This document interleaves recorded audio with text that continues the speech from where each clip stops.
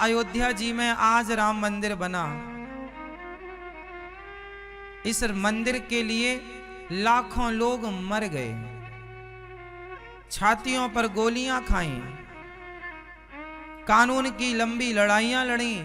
कई तो लड़ाइयां लड़ते लड़ते मर गए, कई तो इंतजार करते करते मर गए कि राम मंदिर बनेगा बनेगा बनेगा। आपको क्या लगता है, ये जो मर गए राम जी के लिए गोलियां खाकर, लड़ाइयां लड़के कोर्ट कचहरी की मर गए, या इंतजार करते मर गए, ये सब इनका मरना व्यर्थ चला गया क्या? नहीं।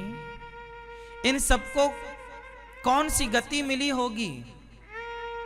इन सबको भगवान ने अपने चरणों में, इन सबको वही गति मिली होगी जो गति भगवान माता कौशल्या को, भगवान राम जो गति दशरथ जी को देते हैं, जो गति अपने सबसे श्रेष्ठ भक्त को देते हैं, वही गति भगवान राम अपने भक्तों को जो इंतजार करते करते मर गए, आस लिए लिए मर गए, उनको भी प्रभु वही गति देंगे जो बड़े बड़े साधु संतों को मिलती है।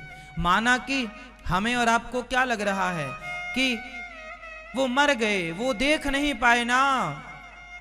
22 जनवरी को वो सब लोग अयोध्या आएंगे, कोई मृत्यु लोक से हम लोग चलकर जाएंगे, वो आकाश मार्ग से आकर राम जी के उस सुंदर दिव्य दर्शन को करने आएंगे और राम का पावन दर्शन करेंगे।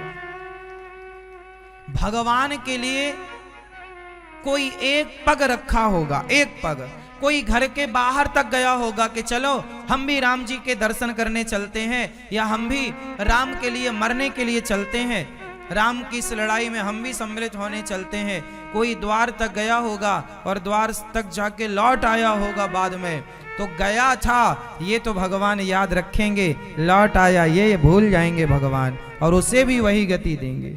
भगवान कहते हैं कि तुम हमारे लिए कुछ अच्छा सोचते हो, कुछ अच्छा करते हो, वो तो हम याद रखते हैं। ये दुनिया के लोग आपकी बुराइयां याद रखते हैं, भगवान तो सिर्फ हमारी अच्छाइयां याद रखते हैं। इसलिए अच्छे भक्तों की तरह इंतजार करो।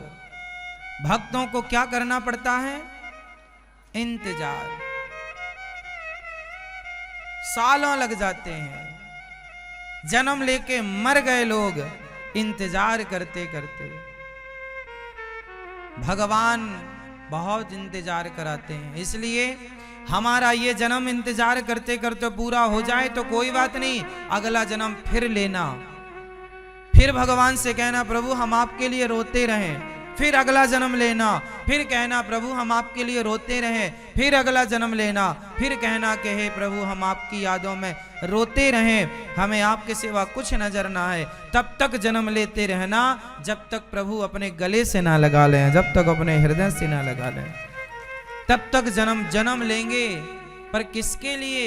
हम जन्म भी जगत के नहीं, जन्म भी जगन्नाथ जी के लिए लेंगे, प्रभु राम के लिए लेंगे, अपने रघुनंदन के लिए लेंगे, अपने श्याम सुंदर के लिए लेंगे। भगवान के लिए जन्म लेना। भगवान ने मुझे अनिरुद्धाचार्य को भेजा कि जाओ तुम सबको हमारी कथा सुना करके सबको आनंदित करो। भगवान ने हमें भेजा, हम वो कार्य कर रहे हैं। हम भगवान से मुक्ति वुक्ति नहीं चाहते, हम भगवान से कोई मोक्ष वोक्ष नहीं चाहते। हम तो कहते हैं प्रभु अगला भी जन्म हो तो जिस तरह इस जन्म में हम माताओं की सेवा, आप हमसे माताओं की सेवा करा रहे हैं, ये दास से अन्य क्षेत्र की सेवा करा रहे हैं, इस दास से कथा की सेवा करा रहे हैं, ये वाणी भगवान की कथा के लिए खुलती है। हम तो कहते हैं हर जन्म में बार बार हमें जन्म दे करके संसार में भेजना और अपने चरणों में ही लगाए रखना, सेवा में ही लगाए रखना। यदि सेवा करने के लिए जन्म हो तो जन्म अच्छा है, किसी को प्रसन्न करने के लिए जन्म हो तो जन्म अच्छा है। हम जन्म लेकर आए और किसी को मारें, किसी को सताएं, किसी को अपमानित करें, किसी की चोरी करें, तो वो जन्म लेना व्यर्थ है। शराब पिए, गांजा पिए, गलत काम करें तो जन्म व्यर्थ है। लेकिन इस शरीर से यदि सही काम बन रहा है तो समझ लो कि ये जन्म सार्थक है। जो सही कार्य में लगे हैं उनके लिए 24 घंटे, हम तो हर घंटे मुक्ति में रहते हैं, हमें मुक्ति की कोई जरूरत नहीं है। कौन सी मुक्ति चाहिए आपको? मुक्ति चाहिए हर बुरे काम से। भगवान से प्रार्थना करो, हे प्रभु हमें मुक्त कर दो, हर बुरे काम से मुक्त कर दो। हे नाथ हर बुरी सोच से हमें मुक्त कर दो और अपने हर अच्छे काम में लगाए रखो, यही तो मुक्ति है। भगवान से कहो, हे नाथ हमारा जन्म आपके भक्तों की सेवा और आपकी सेवा के लिए हो। जहां भी रहें अपने प्रभु को याद करते रहें। काम करना मना नहीं है। आज कुछ लोग ना घर छोड़ देते हैं, आज कुछ लोग जंगल चले जाते हैं। ना जंगल जाने की जरूरत है, ना घर छोड़ने की जरूरत है। घर पर रहकर अपनी माँ की सेवा करते हुए, पिता की सेवा करते हुए, पत्नी और पुत्रों की जिम्मेदारी पूरी करते हुए भगवान के चिंतन में लगे रहो। इससे बड़ी कोई पूजा नहीं है, इससे बड़ा कोई धर्म नहीं है। भगवान ने कभी नहीं कहा कि हमारे लिए सब छोड़ दो। छोड़ना है तो हर बुराई छोड़ दो, झूठ छोड़ दो, छल छोड़ दो, पर नारी पर पुरुष का चिंतन छोड़ दो।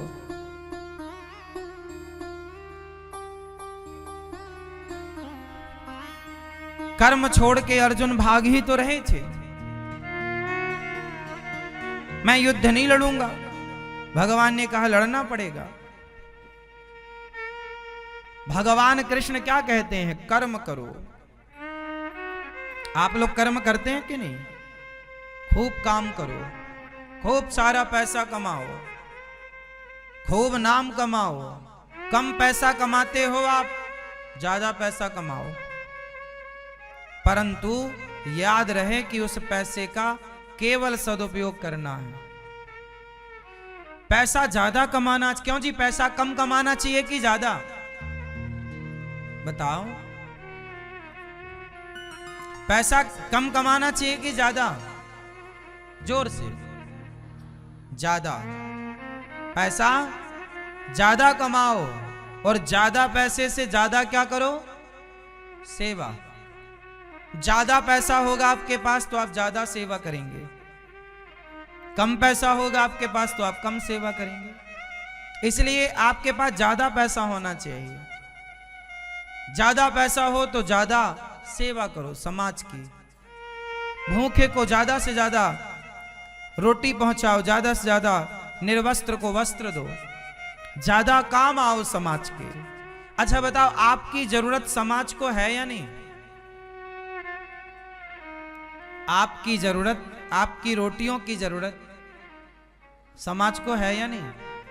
हाँ या ना? यदि आपकी जरूरत हम किसी के काम आ जाएं, बस ये भाव रखो। भगवान की भक्ति माला ही जपना नहीं है। क्या हम किसी के काम आ रहे हैं?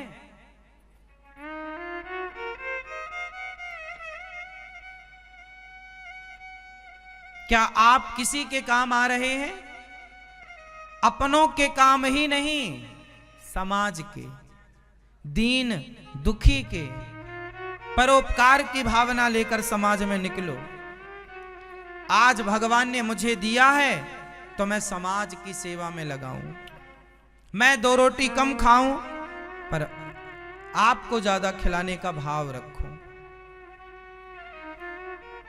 हमारा धर्म, हमारी संस्कृति ये नहीं कहती कि जी तुम कुछ मत करो, राम राम राम राम राम राम राम राम जपो ना। कुछ ना करके राम राम नहीं, कुछ करते हुए राम राम जपना है। मैं कुछ नहीं करूंगा, केवल राम राम राम राम जपूंगा और मैं सब काम करूंगा अच्छे, और सारे अच्छे काम करते हुए मैं राम राम जपूंगा। तो बताओ कौन सा राम राम जपना श्रेष्ठ है?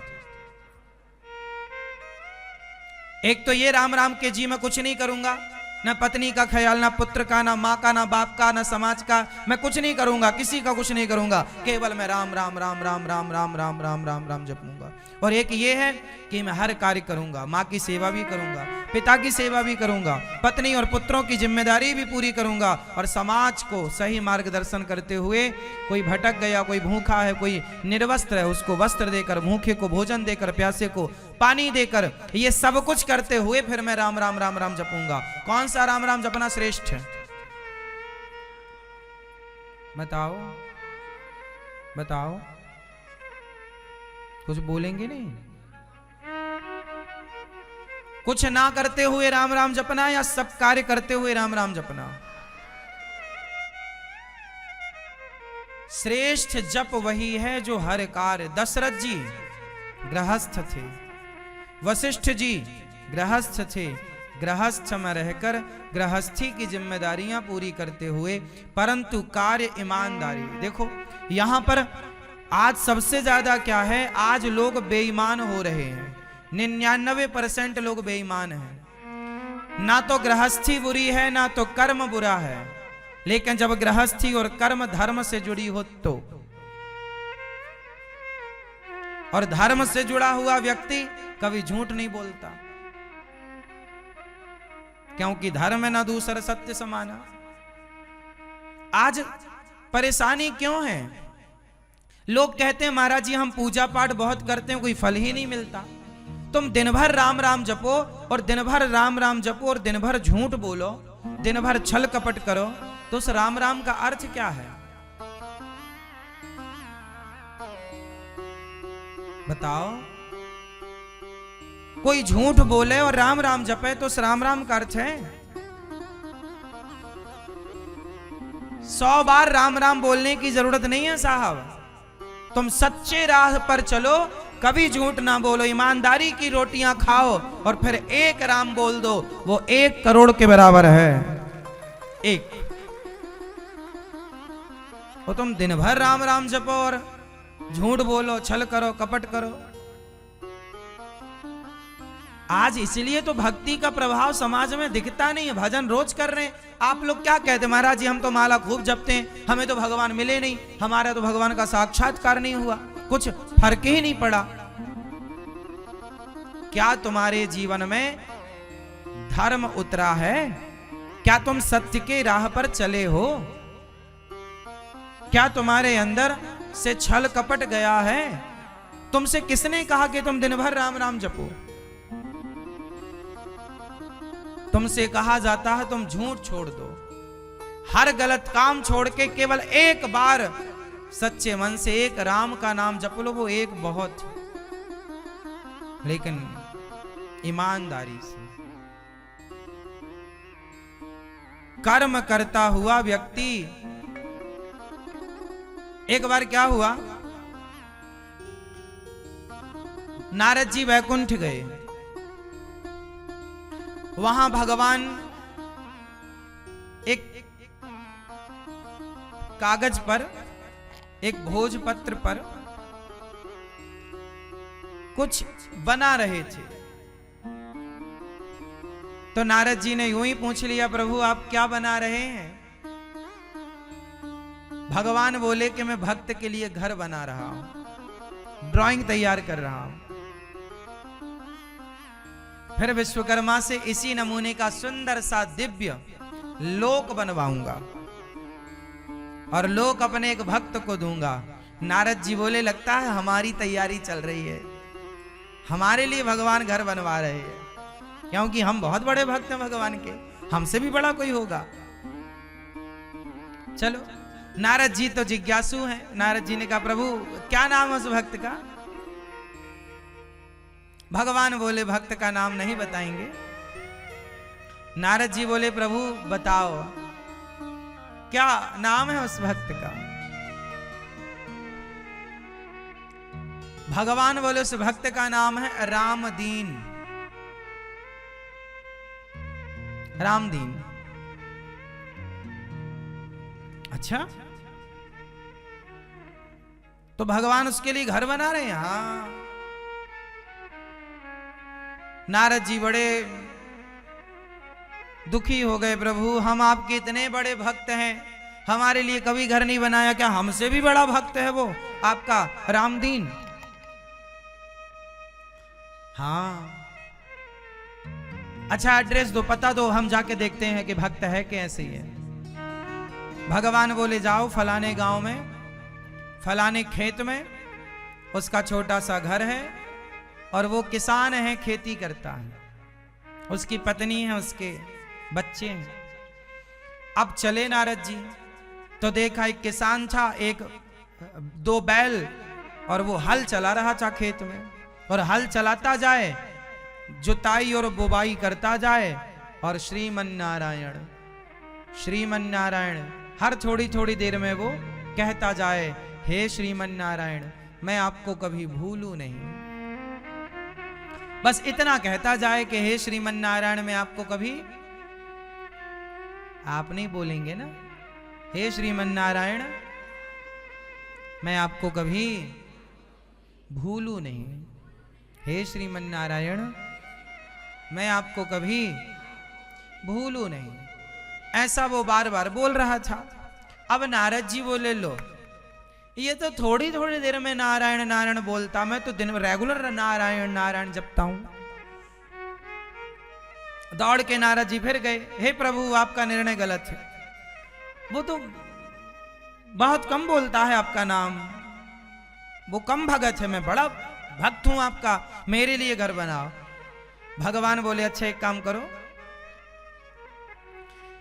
ये घी से भरा कटोरा ले लो नारद जी, और पूरी पृथ्वी की परिक्रमा लगा कर आओ,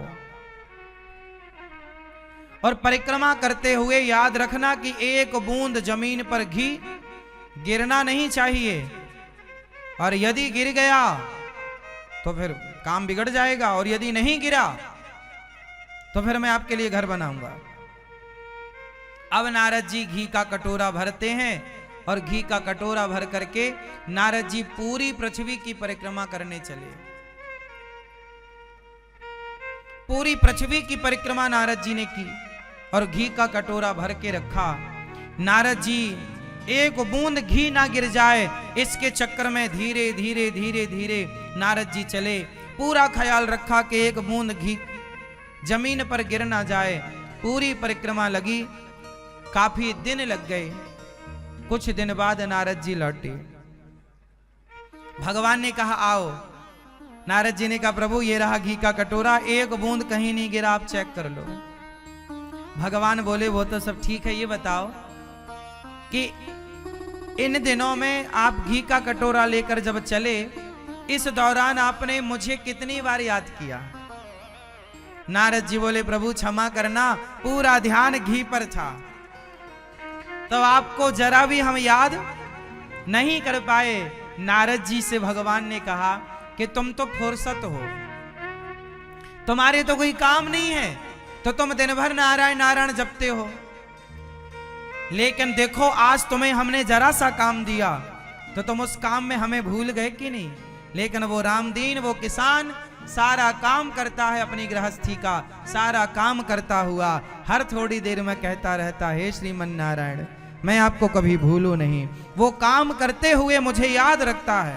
तो आप ही बताओ कि बड़ा भक्त कौन है? जिसके पास कोई काम ही नहीं है वो राम राम जपे तो क्या बड़ी बात है। तेरे पास तो काम ही नहीं है कुछ, राम राम जप।